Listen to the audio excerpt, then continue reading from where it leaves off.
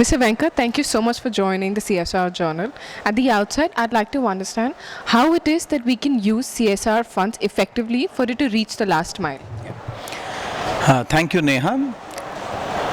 We had a great conclave today, and the CSR law which our government has enacted has been received very well across the spectrum.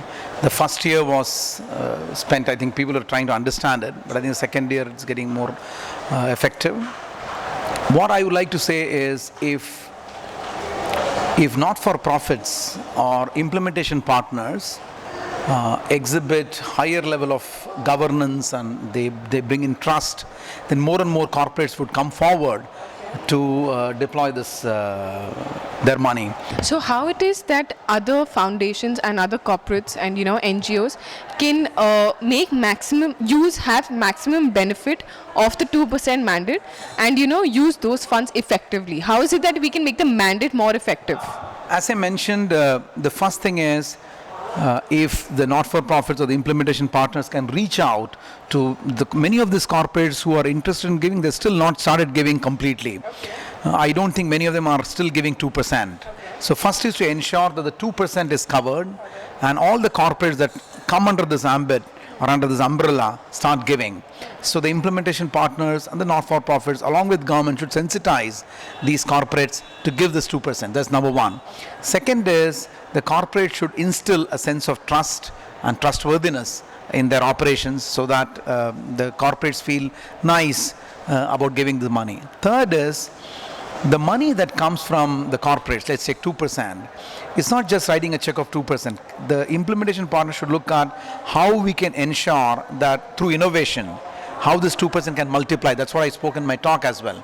How 2% can go 100 times. How I can make 1 rupee, 100 rupee. Okay? So how we can think 100x. I think that is what is the need of the hour. So you've highlighted 3 points. Do you think we need a monitoring body in place for corporates because not everyone is doing it in the correct way? So do you think we need a monitoring body to see if the funds are actually reaching there or they're just showing it on paper? Yeah. I would say both. I would say we need to have a monitoring body for the corporates. More than that, we need to have a monitoring body for not-for-profits. So both are important. One, whether they are giving the funds as mandated. Second is whether the not-for-profits, they are effectively utilizing it, properly utilizing it, and there's an impact or an outcome. So if you're able to find ways of connecting opportunity to outcomes, tangible outcomes, I think this whole program will be very, very effective. And another thing is, India is all about scale, right? So solutions need to be designed which focus on scale. It is not spraying bullets everywhere. It's how we can solve a problem which has scale. Okay? So that's where monitoring is required. Right? How do you see the 2% mandate to roll out in the next 10 years? Of course, we have a few things we keep adding. We increase the ambit of it by, putting in sports and other sectors under it. How do you think it will pan out in the next 10 years? Yeah. I think I'm very optimistic that corporates will go beyond 2%. Okay. That's number one. Second is corporates will increasingly start seeing the benefits of these 2% which they're incurring, how the local community gets benefited, how their stakeholders are getting benefited. In turn, their business is getting benefited.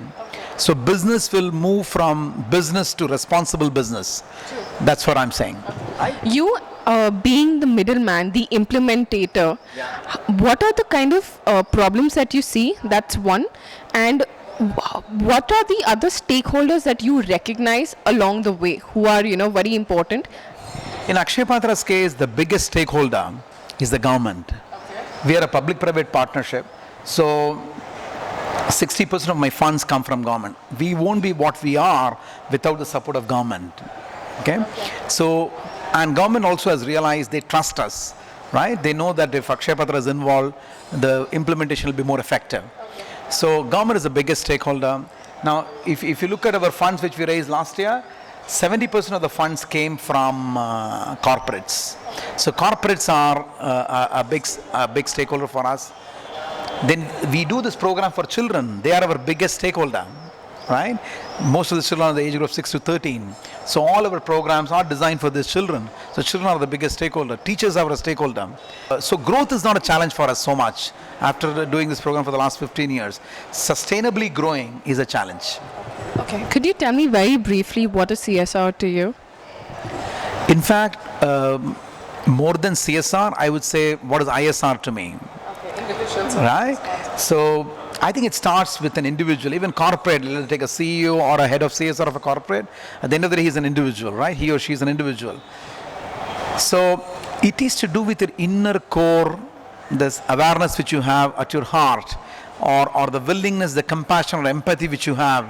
That gets translated to individual social responsibility and thereby to corporate social responsibility.